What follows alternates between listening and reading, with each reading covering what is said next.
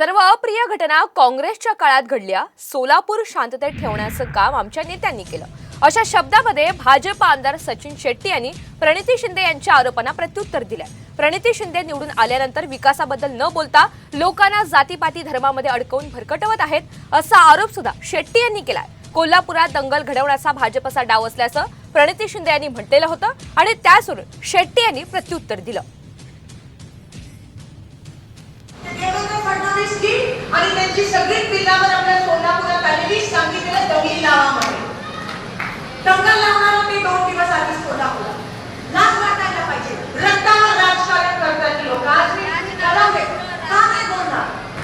त्यांना सांगितलेलं की आता निवडणूक हातातून गेले भाजपच्या, म्हणून ते एकच उपाय आहे आपल्यामध्ये, दंगल लावा, लोकांमध्ये विभागणी करा, पेटवा-पेटवी करा आणि निवडून या, असं त्यांना सांगितलं गेलेलं।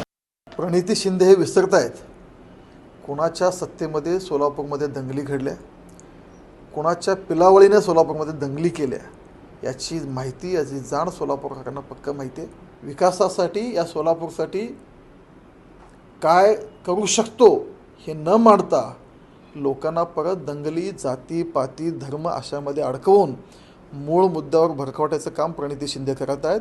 प्रणिती शिंदे, तुम्ही आता मुद्द्याचं बोला,